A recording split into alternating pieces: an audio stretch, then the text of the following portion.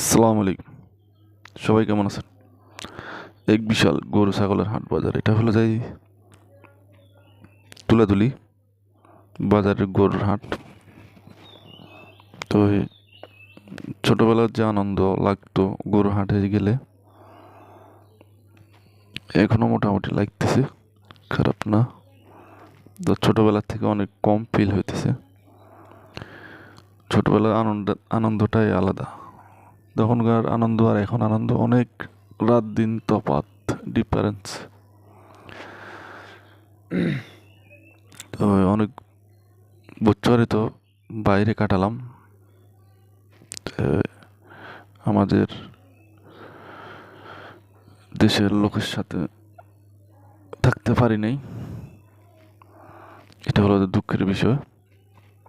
তো বর্তমানে এখন প্রায় অনেক দিনে দেশে আছি, সবার সাথে মিলেমিশে ভালোই লাগতেছে।